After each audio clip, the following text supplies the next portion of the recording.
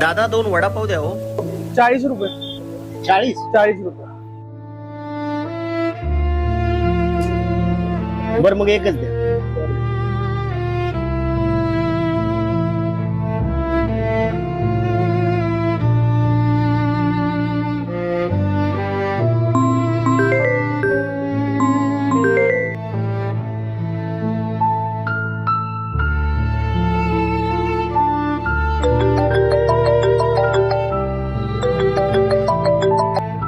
Hello.